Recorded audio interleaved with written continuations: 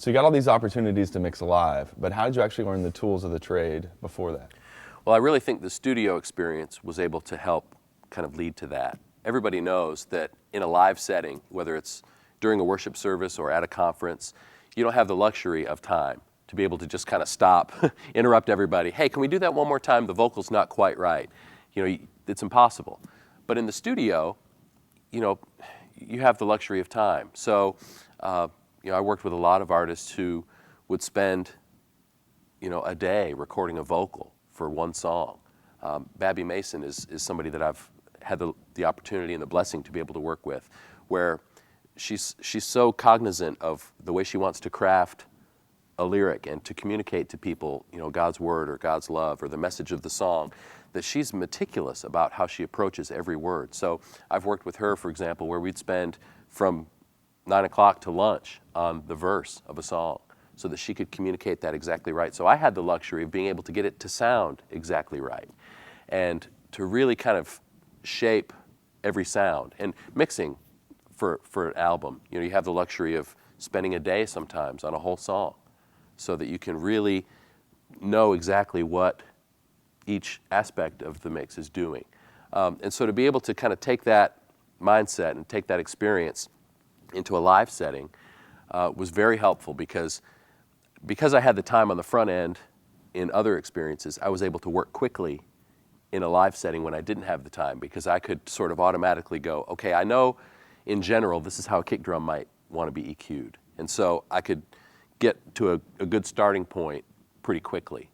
And I think that was very helpful. And I think part of why people liked to work with me is because I was able to not be kind of in a high pressure situation where you meet some church sound guys and it's like, no, I'm doing this, and they're just tweaking knobs because they don't have any time to even look up and have a conversation because they're so kind of urgent. So I was able to take some of the kind of urgency away and could interact with people and be relational because I kind of had a good starting point for a mix. So you mentioned the sound guy and relationships. So what do you mean by that? Well, I think it's a lot of different things. It can be everything from, the volunteer from the host team who's coming up to ask a question, or the staff member who's, urgently wondering why we haven't opened the doors yet for the service, or the ability to communicate relationally between the band on stage and production.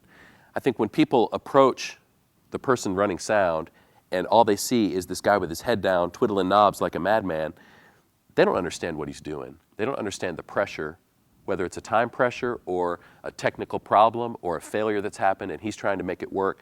If all they see is a guy with his hand out trying to stiff arm everybody, that's no way to get relational change in your pocket. I think as a production person, particularly when your job is to communicate the worship service effectively through the PA, I mean, you need to have as much relational capital as you can because from the senior pastor to the worship leader to the band to all the volunteers, you're the conduit for their mission to get to the ears of the congregation. It may come across as a little bit arrogant because I am a sound guy and sometimes a church sound guy. So I don't mean this to sound prideful, but in terms of the production positions, I think the guy sitting in that chair mixing behind the console has one of the most important roles to play of anybody in the service, because the band can be doing their very best and the worship leader can be hitting on all cylinders. The pastor can be communicating the most effective message of his life. But if the person in the chair, the conduit for making that kind of happen for people in the house, if he's not on the top of his game, it's on him. They can work as hard as they want on stage, and if it doesn't get communicated, it's a failure for the day.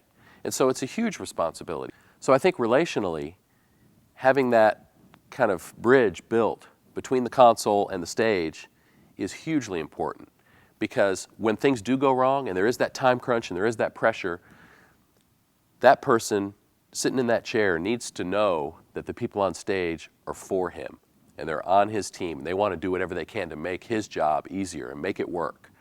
And so there's that back and forth that has to happen in order for it to be effective. So what does an audio person need to know to build relational credibility with a musician? Well, I think it's several things. I think first and foremost, you've got to know the music. You've got to be familiar with the material. If we're walking in on a Sunday morning and we're doing a new song and you've never heard it before, there's a real problem. The audio person is already starting a couple steps behind where they need to be.